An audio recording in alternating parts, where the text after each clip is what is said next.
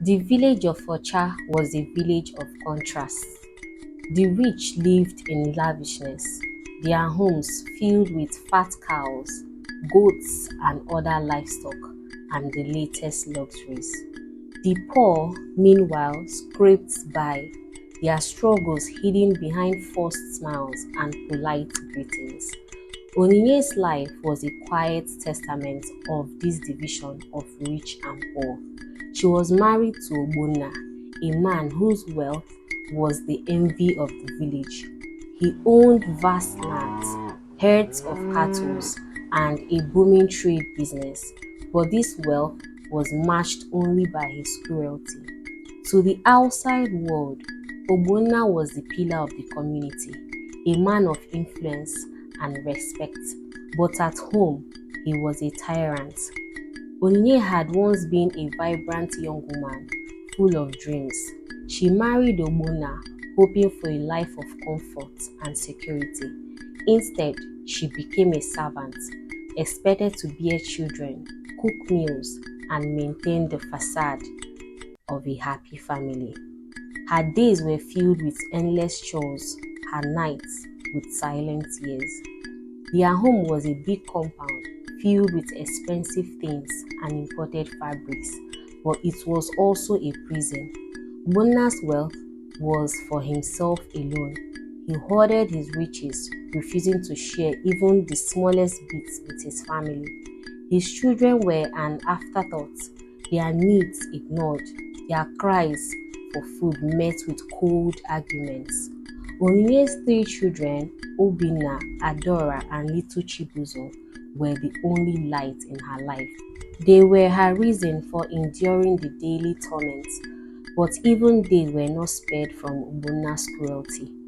The children were thin and unkempt, their eyes hollow with hunger. They spent their days scavenging for scraps, their small hands clutching at empty bowls. One day, Onyinye went to the village market, and her children trailed behind her. The market was bustling, filled with the sounds of haggling traders and the smells of fresh produce. But for Onyinye, it was a place of humiliation. She knelt before a trader, her voice trembling as she pleaded for a handful of grains. "Please, sir, just a little something for my children. They have not eaten in days." The trader, a stout man with a face like stone, looked down at her with disdain. "Your husband is the richest man in Ocha. How can his wife beg for food like a common wretch?" Onyinye bowed her head, her cheeks burning with shame. She had heard these words before, and they cut deeper each time. She returned home empty-handed, her heart heavy with despair. That evening, Ogbonna sat at the dining table, feasting on a large roasted chicken. The smell of the meat filled the air, making Onyinye's stomach growl. Her children watched with wide, hungry eyes, their small hands clutching at their empty stomachs. "My husband," Onyinye whispered, her voice barely audible. "The children have not eaten in days. Please, let me cook for them." Ogbonna laughed, and a cold, grim laugh. "A real man feeds himself first. Let them learn strength from hunger." He threw a bone at their feet, and the children scrambled for it like starving dogs. Onyinye's hands clenched into fists, her nails digging into her palms. Something dark stirred within her, a feeling she could not name. Onyinye sat by the fire, her mind racing. The soft whimpers of her children filled the air, their empty bellies keeping them awake. She stared into the flames, her fingers tracing the sharp edge of a cooking knife. A whisper came from the darkness, a voice that was both her own and something else. What is a mother if she cannot provide? What is love without sacrifice? The words echoed in her mind, growing louder with each passing moment. She thought of her children, with their thin bodies, their hollow eyes. She thought of Ogbonna, his cold laughter, his endless greed, and she thought of herself, a woman broken by years of suffering. The next morning, Chibuzo did not wake up. Onyinye cradled his small, feeble body, Her voice was rough. Tears fell onto his still face as she rocked him back and forth. A moment passed, and then she rose, wrapping him in cloths. Her steps were slow, measured, as she walked to the cooking pot. The aroma of rich, thick stew filled the air. Ogbonna returned home, his nose twitching at the scent. He sat at the table, eating with joy, smacking his lips. "This meat is so tender. What is it? Goat? Bush rat?" "Something special, my husband, just for you." Her hand shook as she watched him lick the broth from his fingers. Her remaining children, Obinna and Adora, ate, their faces lighting up as their bellies filled for the first time in weeks.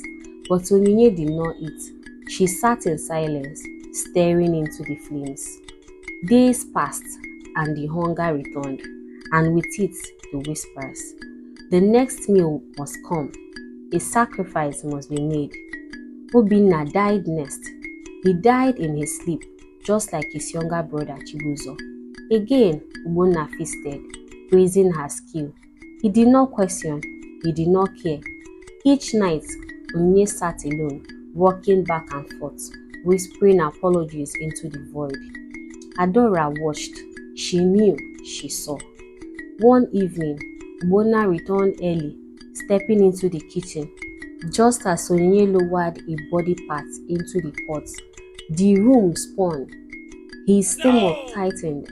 He fell backwards, knocking over a calabash. "What?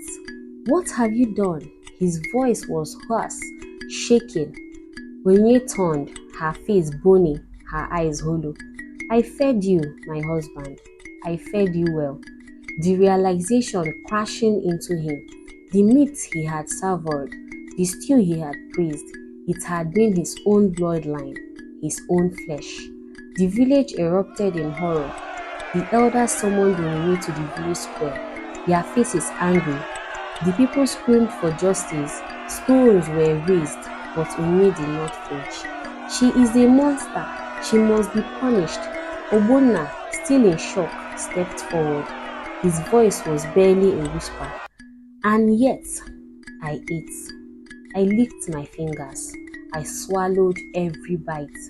The village fell silent. He looked at his wife, truly seeing her for the first time. He had starved them. He had turned his back. And she had done what she never could. The first stone was thrown. Blood spilled. But as Onyinye fell to the ground, she smiled. "And yet, you still licked your fingers." Many days have passed. Ogbonna sat alone at the dining table, staring at an untouched plate of food. His stomach growled, but he did not eat. A man who starves his own family may one day feast on his own sins. The story shows how neglect and cruelty can push people to unthinkable extremes, revealing the deep consequences of inhumanity and the cost of staying silent